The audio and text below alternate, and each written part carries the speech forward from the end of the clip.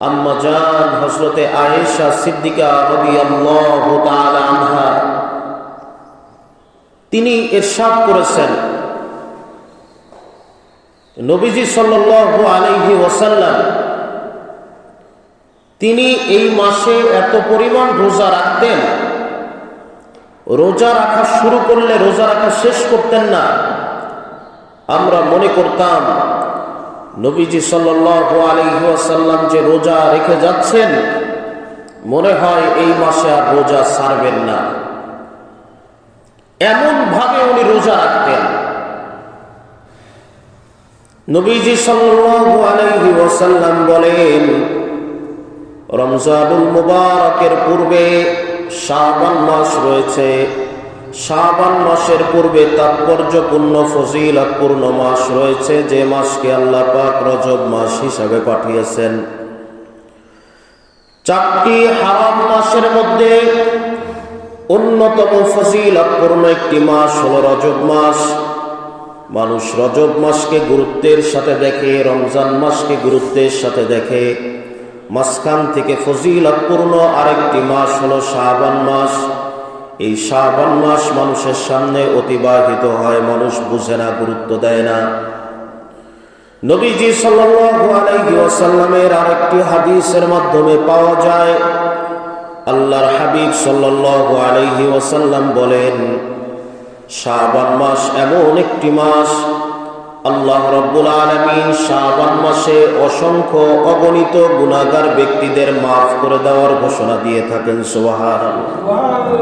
নবীজি সাল্লাল্লাহু আলাইহি ওয়াসাল্লাম বলেন, শাবান মাস এমন একটি মাস, যে মাসে আল্লাহ সুবহানাহু ওয়া তাআলা বান্দার সকল আমলের হিসাবগুলি গ্রহণ করে থাকেন। সুবহানাল্লাহ। এজন্য আল্লাহর হাবিব বেশি থেকে বেশি রোজা রাখতেন, এত পরিমাণ রোজা রাখতেন। আম্মা জান আয়েশা সিদ্দিকা রাদিয়াল্লাহু তাআলা আনহা বলেন, মনে হতো আল্লাহর হাবিব কখনো রোজা ছাড়বেন না। এ মাসে নবীজি এত বেশি রোজা রাখতেন, হাদিসের মধ্যে এসেছে রমাদানুল মুবারকের পরে বিশ্বনবী মুহাম্মদ আরবি সাল্লাল্লাহু আলাইহি ওয়াসাল্লাম যদি সব থেকে বেশি রোজা রাখতেন, শাবান মাসের তুলনায় অন্য কোন মাসে এত বেশি রোজা রাখতেন না। সুবহানাল্লাহ।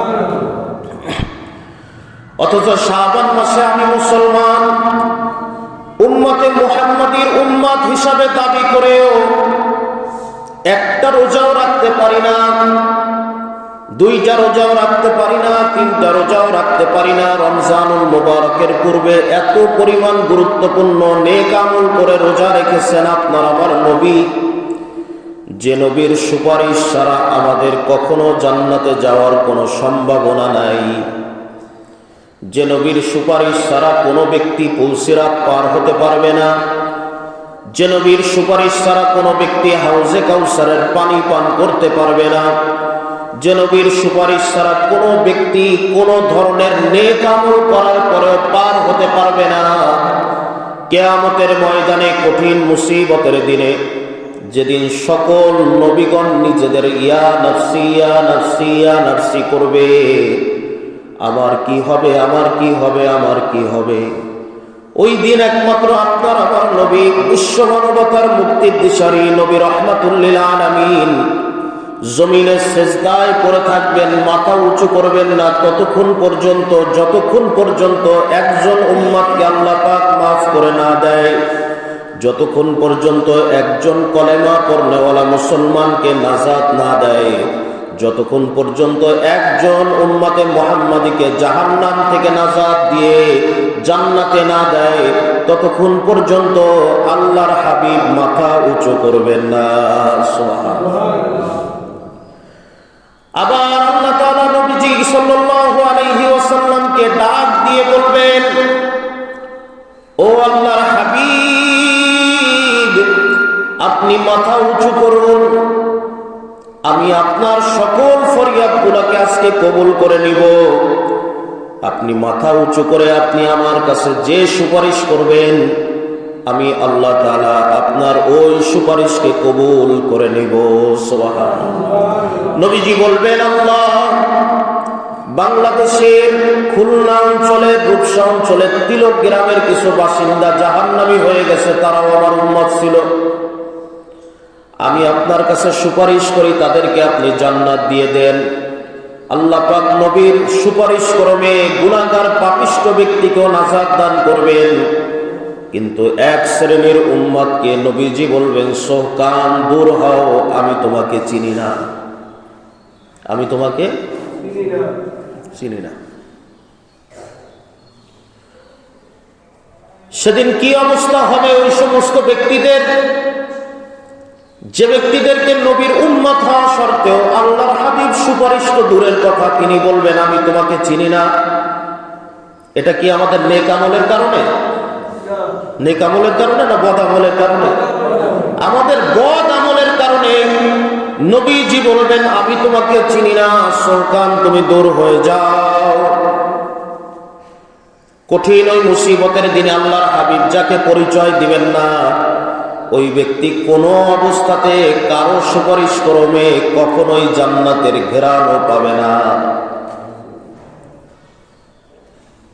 আমরা এমন নেক আমল করা উচিত যে আমল করলে আল্লাহর হাবিব আমাকে সাথে নিয়ে জান্নাতে যাবেন, যে নেক আমল করলে আল্লাহর হাবিব সাথে নিয়ে সুপারিশ করবেন, যে নেক আমল করলে আল্লাহর হাবিব হাউজে কাউসারের পানি নিজ হাতে পান করাবেন, যে নেক আমল করলে আল্লাহর হাবিব আপনাকে আমাকে ভালোবেসে দয়া করে মায়া করে জাহান্নামী হওয়ার পরেও সুপারিশ করে আল্লাহর পক্ষ থেকে জান্নাতে নেবেন।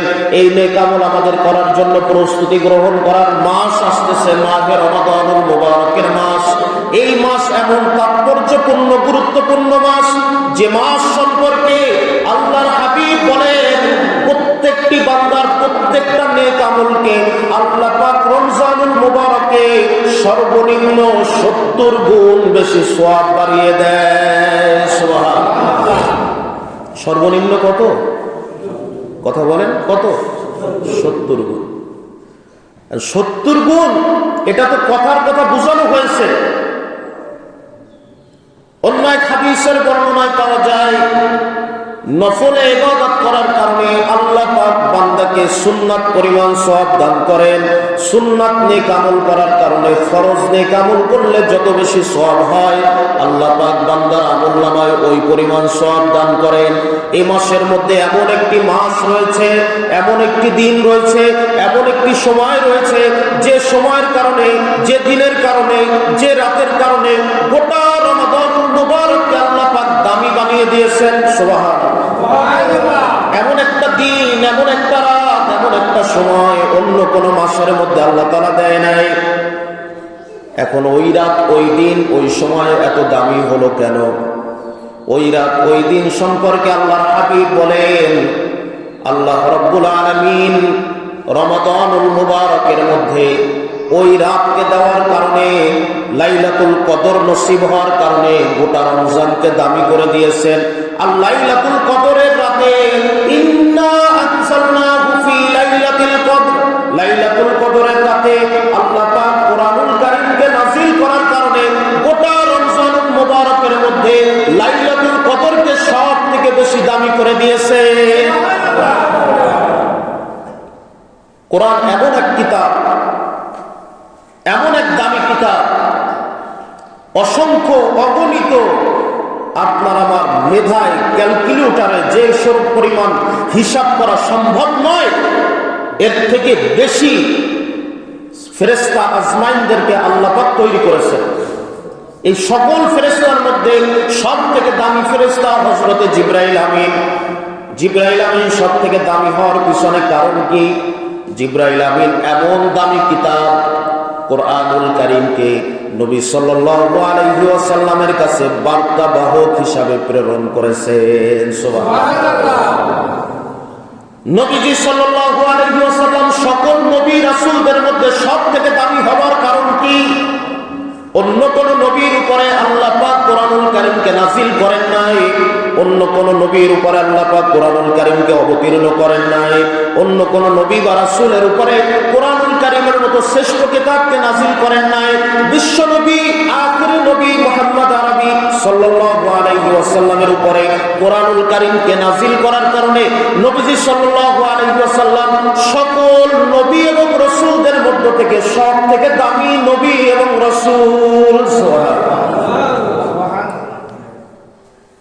আমরা মুসলমান কোরআনই পড়তে পারি না, কোরআন শরীফ পড়তে পারি না।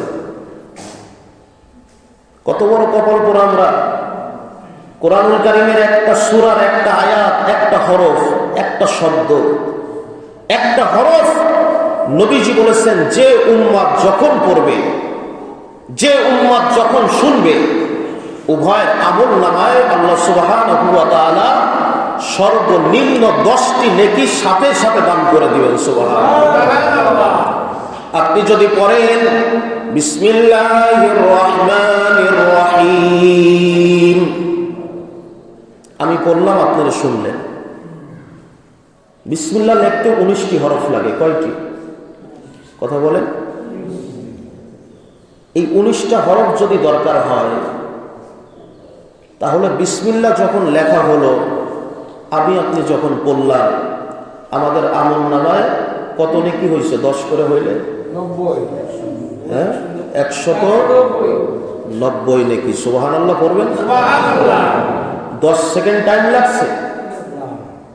10 সেকেন্ডের পূর্বে 190 টাকা আপনি কেমনে ইনকাম করবেন?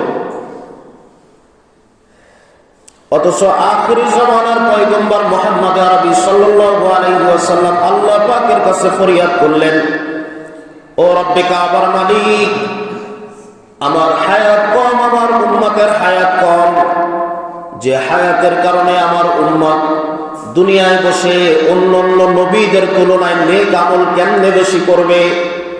অন্যান্য নবীদের উম্মতগণ 1000 বছর জীবিত ছিল, 500 বছর জীবিত ছিল, 700 বছর জীবিত ছিল, 300 বছর জীবিত ছিল, 100 বছর সর্বনিম্ন জীবিত ছিল। আমার হায়াত মাত্র 63 বছর। আমার উম্মতের হায়াত যদি 60 বছর ধরা হয়, আমার উম্মত 60 বছরের নেক আমল করে কেমনে 600 বছরের উম্মতের সাথে টেক্কা দিবে? আল্লাহ পাক বলেন, হাবিব, আমি আপনার উম্মতের জন্য এমন দিন রেখেছি, এমন সময় রেখেছি, এমন রাত রেখেছি, এমন নেক আমল রেখেছি, যা অন্য কোন নবী রাসূল কিংবা তাদের উম্মতকে আমি দান করি নাই। শুধুমাত্র আপনার উম্মত নেক আমল করবে, সেকেন্ডে সেকেন্ডে প্রত্যেকটা নেক আমলের নেকি দ্বারা ভরপুর হয়ে যাবে। অন্যান্য নবী রাসূলগণের পূর্বেও আপনার উম্মত সামনের কাতারে জান্নাতে প্রবেশ করবে। অন্যান্য নবী রাসূলগণ এত আগে যাইতে পারবে না। উম্মতে মুহাম্মাদীর কাতার, মিছিলের কাতার অন্যান্য নবী রাসূলগণের সামনে থাকবে। সুবহানাল্লাহ। এজন্যই তো নবী রাসূলগণ আল্লাহ পাকের কাছে ফরিয়াদ করেছেন, ও রব্বে কাবার মালিক, নবী বা রাসূল না বানিয়ে যদি শেষ নবী উম্মত বানাইতেন, তাহলে আমি ধন্য হয়ে যেতাম। সুবহানাল্লাহ বলবেন। এত পরিমাণ বর্ণনা, এত পরিমাণ ফজিলত শুনেছেন, এত পরিমাণ আলোচনা শুনেছেন। অন্যান্য নবী রাসূলগণ আল্লাহ পাকের কাছে এই ফরিয়াদ করেছেন, আমাকে নবী বা রাসূল পয়গম্বর না বানিয়ে শেষ নবীর উম্মত বানালে আমরা ধন্য হতাম। সুবহানাল্লাহ। এমন কোন নবী রাসূল ছিল না যে নবী রাসূলগণ উম্মতে মুহাম্মাদী সম্পর্কে শুনে নাই। এমন কোন নবী রাসূলগণ ছিল না যে নবী রাসূলগণ বিশ্ব নবী সম্পর্কে জানে নাই। প্রত্যেক নবী রাসূলগণ তারা ফরিয়াদ করেছেন, তারা ওসিয়াত করেছেন, তারা বলে গেছেন, শেষ জামানার পয়গম্বর মুহাম্মদ আরবি সাল্লাল্লাহু আলাইহি ওয়াসাল্লামকে যদি পাও, আমাদের পক্ষ থেকে সালাম পৌঁছে দিও। আল্লাহ পাক সকল নবীদের সামনে আপনার আমার নবীকে যে শ্রেষ্ঠত্ব দান করলেন, মেরাজ রজনীতে বাইতুল মুকাদ্দাসে সামনের কাতারে সবার সামনে জায়নামাজের ইমামতির মুসল্লায় দাঁড়িয়ে নবী রাহমাতুল লিল আলামিনকে আল্লাহ পাক ইমামতি দায়িত্ব দান করে নবী মুহাম্মদ আরবিকে সকল নবীদের ইমামুল মুরসালিন হিসাবে খ্যাতি দান করে দিলেন। অন্য কোন নবীকে আল্লাহ দেন নাই। অন্যান্য নবীরা খলিলুল্লাহ, রূহুল্লাহ, নবী আল্লাহ, কিন্তু আল্লাহর হাবিব তিনি হাবিবুল্লাহ, আল্লাহ পাকের সব থেকে ঘনিষ্ঠ বন্ধু। যে কথা বলতেছিলাম যে নবী সাল্লাল্লাহু আলাইহি ওয়াসাল্লাম ছোট্ট একটি হাদিস বর্ণনা করে গেছেন। এজন্য যে ব্যক্তি রমজানুল মুবারকে ঈমানের সাথে ইখলাসের সাথে রমজানুল মুবারকে দিনে রোজা রাখবে, রাত জেগে নেক আমল করবে, কঠিন মুসিবতের দিন, কঠিন হাসরের ময়দানে যেদিন সবাই পেরেশান থাকবে, আল্লাহ পাক ওই উম্মতদেরকে মাফ করে দিবেন। সুবহানাল্লাহ। ওই রমজানে যারা রোজা রাখবে, স্পেশাল একটি দরজা জান্নাতুল রায়্যান নামক জান্নাতের মধ্যে শুধুমাত্র রোজাদার ব্যতীত, এই চিফ গেস্ট ব্যতীত অন্য কেউ প্রবেশ করতে পারবে না। সুবহানাল্লাহ। রমজানুল মুবারক এমন একটি মাস, রমজানুল মুবারকে রোজাদারের মুখের দুর্গন্ধ আল্লাহ পাকের কাছে মেশ আম্বারের তুখর ঘ্রাণের থেকেও অধিক দামি। সুবহানাল্লাহ। এজন্য রমজান মাসের প্রস্তুতিকে আমরা গ্রহণ করেছি সবাই। আমাদের ঘরগুলাকে রমজান মাসের প্রস্তুতি হিসাবে এখন থেকে তৈরি করার দরকার। আমাদের সমাজগুলাকে রমজানের পবিত্রতা রক্ষার জন্য এখন থেকে প্রস্তুতি নেওয়ার দরকার। ব্যবসায়ীদের রমজানুল মুবারকের প্রস্তুতি গ্রহণ করার জন্য এখন থেকে প্রস্তুতি গ্রহণ করার দরকার। ব্যবসায়ীরা বলবেন প্রস্তুতি তো আমরা গ্রহণ করেই ফেলাইছি আল্লাহর রহমতে, রমজানে আল্লাহ পাক 70 গুণ নেকি বেশি বাড়িয়ে দিবেন, আমরা কমপক্ষে 70 টাকা কেজিতেও বেশি বাড়িয়ে দিব। আপনি নেক সম্পর্কে কোনো ধারণাই নাই, এজন্য আপনি এই দাম বাড়িয়ে জালেমের কাতারের অন্তর্ভুক্ত হন। আপনার কোনো ধারণাই নাই। আপনি মক্কায় যান, মদিনায় যান, 11 মাস তারা ব্যবসা করে, 11 মাস যত লাভবান হয়, রমজান মাসে অন্তর মন প্রাণ উজাড় করে দিয়ে রোজাদারদের জন্য যার যতটুকু সাধ্য আছে সে ততটুকু আল্লাহর রাস্তায় দান করে দেন। সুবহানাল্লাহ। হোটেলওয়ালা বলবেন, চাওয়ালা বলবেন, আমরা তো আল্লাহর রহমতে প্রস্তুতি গ্রহণ করেই ফেলেছি, রমজানুল মুবারক উপলক্ষে এবছরও নতুন একটি কাপড় কিনেছি যাতে ঢেকে দিয়ে সুন্দরভাবে ব্যবসা করতে পারি। কেন? ইখলাসের সাথে আমাদের তো নেক আমল করতে হবে। এই নেক আমল করার জন্য উনি তাবু কিনে ফেলাইছে যাতে করে কোনো মানুষ না থাকে, রোজাদারের কষ্ট না হয়, সেই সুবিধার্থে উনি কাপড় টানায় ভিতরে মাহফিল দেবে। এই কাজ করবেন না। দিনের বেলায় হোটেল রেস্তোরাঁ খোলা রাখা যাবে না। তা আপনি খাবেন কি? আপনি 11 মাস কি করছেন? রমজানের প্রস্তুতি কেন গ্রহণ করতে পারেন নাই? আর মুসলমান ঘরের সন্তান, আপনিও কেমন বেহায়া, আপনিও রোজা না রেখে ওই তাঁবুর মধ্যে ঢুকেন, চা খান, পান খান, বিড়ি খান। বিড়ির মধ্যেও আদবের সাথে মুসলমান পরিবারের সন্তান বিড়ি খায়। চাটারে বাম হাত দিয়ে খায়, বিড়ি ডান হাত দিয়ে আদবের সাথে খায়। আমি আপনাদের কাছে জন্য অনুরোধ করি, রমজানুল মুবারকে আমরা সবাই প্রস্তুতি গ্রহণ করবো তো ইনশাআল্লাহ। এই ইনশাআল্লাহ দাম থাকতে হবে। এক লোক গেছে গরু কেনার জন্য, গরু গাই আনতে যাবে। কি কিনবে? গরু কিনবে, গাই গরু। এই গরু কেনার জন্য ওই ব্যক্তি প্রস্তুতি নিয়ে সে মোটামুটি ভাবে রওনা করে গেছে। স্ত্রীকে বলে গেছে ঘরটার গুছাই গুছাই ঠিক মতো রাখো, গাই নিয়ে আমি আসতেছি। ওনার বউ সুন্দর করে অনেক হাড়ি টাড়ি কিনছে। স্বামী আর ওই দিন তারা ভালো গাই পায় না হাটে, উনি ফেরত আসছে, মন টন খারাপ। ঘরে এসে দেখে বউ অনেকগুলা ভান্ড বাটি বালতি টালতি জোগাড় করছে। এতগুলা বালতি টালতি দিয়ে কি হবে? এইটা আমার ঘরে রাখার জন্য, এইটা দই হবে, এইটায় ঘি হবে, এইটায় মাখন থাকবে, এইটায় দুধ থাকবে, এটা ওই পাশের বাড়ি দিতে হবে, ওইটা তোমার মারে দিতে হবে, ওটা তোমার ওই ভাইরে দিতে হবে, ওটা বোনটা দিতে হবে, এইটা আমার মারে, ওটা বাপরে।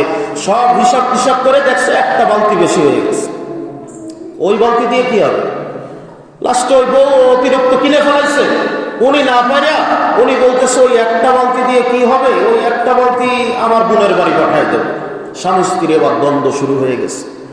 গরু গাই আমার, দুধ ধোয়াবো আমি, আর ওটা তোর বোনের বাড়ি দিবি কোন কারণে? এমন পিটান শুরু করছে বউরে। পিটান টিটান দেখা পাশের বাগানে এক ব্যক্তি কাজ করতেছে। উনি ওই কাজটা ধুইয়া উনি এসে বলতেছে যে তুই যখন বউরে পিটাইতে পারলি, গরু এখনো আনতে পারিস নাই, তো তুই গরু কিনলে তো আমার বাগানে আমার খ্যাপ নষ্ট করবে তোর গরু। উনি আবার উল্টো পিটান ওই বেটারে শুরু করছে। উনি বউরে পিটাইছে আর উনি এসে ওই বেটারে পিটাইছে। দুইজনের একজনও এখন পর্যন্ত গরু দেখেও নাই, চেনেও নাই, আনেও নাই। যাক, মাইটার খাইয়ে স্বামী স্ত্রী এবার রাত্রে চিন্তা ভাবনা করছে, দুইজনই পিটান পুটান যখন খাইছে একটু সুস্থ হই, গায়ে একটা কেনা লাগবে। সুস্থ হওয়ার পরে গায়ে আনার জন্য যাচ্ছে, তো টাকা পয়সা নিয়ে আবার বের হয়েছে। বের হওয়ার সময় বউ বলতেছে, ওই যে আপনাদের এই কথার জন্য বলতেছি যে ইনশাল্লাহ তো আমরা সব কিছুতে বলি, 12:30টার আগে মসজিদে এসে হাজির হবো, আগে ভাগে আসবানি, কোনো সমস্যা নাই ইনশাল্লাহ বলে একেবারে হাত উঁচু করে আল্লাহরে দেখাই দিই সবসময়। তো ওই লোক বলতেছে যে আমি গরু নিয়ে আসতেছি। তো গরু আনার জন্য উনি যখন রওনা হবে, তো ওনার বউ বলতেছে যে তুমি গরু নিয়ে আসবা ইনশাআল্লাহ একটু বলো, আল্লাহর রহমত থাকতে হয়, এটা না থাকলে আনা যায় না। ওই বলে টাকা আমার, কষ্ট করবো আমি, ইনশাআল্লাহ বলতেছে ও কিসের জন্য? নাউজুবিল্লাহ করবেন না? বলতেছে টাকা পয়সা চুরি হয়ে যাওয়ার ভয় আছে, অনেক ধরনের সমস্যা থাকতে পারে। তো উনি বলছে আমি লুঙ্গির নিচে একটা প্যান্ট পরেছি, প্যান্টের নিচে আর একটা হাফ প্যান্ট পরেছি, ওর তলে যা করি তাই করছি, টাকা ওর মধ্যে নিয়েছি, চুরি হওয়ার কোনো আশঙ্কাই নেই। এবার হাটে গেছে, হাটে যাওয়ার পরে উনি ওই সময় যে ওই টাকা পয়সা নিয়ে তো গেছে, চোর তো পিছনে থাকে সব সময়, ও পকেট টকেট মোটামুটি ওকে সার্চ করা হয়ে গেছে যে এই জায়গায় টাকা পয়সা নাই। কেমনে কি করবে? ওরা বুঝে বলাইছে টাকা গুলো রাখছে কোন জায়গায়। ওরা মোটামুটি একটু গোবর টোবর লাগাই দিয়ে, টাকা আসেন, কলে হাত ধোয়াই দিই, কাপড় টাপড় নষ্ট হয়ে গেছে, ঠিক করে দিচ্ছি, আপনি এটাই করেন। মুরব্বী ঝুলে করে যখন ই করতেছে, ওরা পিছনে একটা অপারেশন করে টাকা নিয়ে চলে গেছে। এখন উনি গরুর দরদাম করে ফেলাইছে, টাকা দিতে যাবে, তখন দেখতেছে হাত ঢুকাইছে এদিকে, বেরোয় গেছে ওদিকে। কি দিয়ে কি করবে ওই অবস্থা, আবার বাসায় মন খারাপ করে ফিরে আইছে। এখন ফিরে আইসা আমাদের মুসল্লিদের মতো উনিও বলা শুরু করছে, আস্তে আস্তে করে দরজা টাক দিচ্ছে, ভিতরের থেকে আওয়াজ আইছে, কে? তা আমি ইনশাল্লাহ। এরপরে যে তুমি ইনশাল্লাহ এমন আসছো কোন জাত, গরু কিনে আনছো? না ইনশাল্লাহ কিনতে পারিনি। এরপরে বলতেছে যে সে গরু কিনবো, টাকা কই? না ইনশাল্লাহ চুরি হয়ে গেছে। তোমার গরু গেল কোন জায়গায়? ইনশাল্লাহ ভবিষ্যতে কেনা যাবে। এখন ওনার প্রত্যেকটা কথাবার্তায় উনি ইনশাল্লাহ ছাড়া কথা বলতেছে, আর প্রত্যেকটা কথায় উনি এখন ইনশাল্লাহ বলে। ইনশাল্লাহ কোন সময়? যখন পিঠ থেকে যায় তখন ইনশাল্লাহ বলবেন, না তার আগে বলবেন? ইনশাল্লাহ বললে বরকত বাড়ায় দেবেন কে? আমাদের পিঠ থেকে যায় তখন ইনশাল্লাহ বের হয়, এর আগে বের হয় না। আর একটা বিষয় আজকে না বলে আর পারলাম না, আমাদের যে সব মুসল্লিয়ান একরাম এখানে আছে, গত জুমায় আমার মসজিদে কি শুধু বুড়ারা মুসল্লি না যুবকরাও মুসল্লি? যুবক সংখ্যা বেশি না কম? কথা খায় না, বুড়ো মানুষটা টেনশনে আছেন না। ওরা আমার কাছে একটা বিশেষ আবেদন জানাইছে যে হুজুর, এটা এক একজন আছে বয়স হচ্ছে, বাপ্পা বিয়ে দিচ্ছে না। আমি আপনাদের কাছে শুধু এতটুকু অনুরোধ করি, কি বলবো আর, আপনার যুবক সন্তান ছেলে কিংবা মেয়ে, মাসালা বলতেছি, আমি কারো পক্ষ নিয়ে বলতেছি না, আমি আল্লাহ এবং তার রসুলের পক্ষ নিয়ে এই কথা বলি, যদি আপনার সন্তানের বিবাহের যোগ্য বয়স হয়ে যায়, মাইকের আওয়াজ মহিলা বাসায় বসে শুনতেছেন, পুরুষ মসজিদে সরাসরি শুনে যাচ্ছেন, বিবাহ শাদী করানোর বয়স হয়েছে, উপযুক্ত বয়স, এই বয়স হবার পরেও আপনি বিবাহ দেন নাই, আপনার ছেলে আপনার মেয়ে ভ্যালেন্টাইন্স ডে পালন করতে বিভিন্ন জায়গায় যাইতেছে, বিভিন্ন ধরনের দুর্নীতি অপকর্ম করে, এরপরে আসতেছে সমাজে মান সম্মানের হানি হবার ভয়তে রাতের আধারে আপনি তাহাজ্জুদের রক্তে বিয়ে শাদী ক্লিয়ার করছেন। এই পর্যন্ত যাওয়ার পূর্বে আপনার সন্তান যত প্রকার গুনাহ করবে, যত প্রকার গুনাহ হবে, চোখের দৃষ্টির গুনাহ, হাতের গুনাহ, জবানের গুনাহ, কানের গুনাহ, শরীরের অঙ্গ প্রত্যঙ্গের গুনাহ, লজ্জাস্থানের হেফাজত করতে পারে নাই, এজন্য যত গুনাহ হবে সব গুনার ভাগীদার আপনি এবং আপনার স্ত্রী, ওই সন্তানের পিতা এবং মাতা, তাদের আমলনামায় আল্লাহ পাক যুক্ত করে দিবেন। বিবাহকে সহজ করে। ছেলের বয়স হয়ে গেছে, চাপা সোপা ভাঙ্গি একেবারে শরীর পূজা হয়ে যাচ্ছে, কি জন্য আসছে বোঝেন না? আপনি এত কিছু বুঝতে পারেন, আপনার ছেলে আপনার মেয়ের কষ্ট কেন বোঝেন না? এই ছেলে এবং মেয়ে বাংলাদেশে তো অনার্স মাস্টার্স MA পাস করে ফেলাইছে, কারণ মেয়ে আমার গতিই হয়নি, বয়স হয় না, অথচ মেয়ে MA পাস হয়ে গেছে। এজন্য নবীজি সাল্লাল্লাহু আলাইহি ওয়াসাল্লাম বলেছেন, বয়স হবার সাথে সাথে বালেগ যখন হয়ে যায় তাৎক্ষণিকভাবে তোমরা তোমাদের ছেলে এবং মেয়েকে উপযুক্ত পাত্রের সাথে বিবাহ প্রদান করে দাও।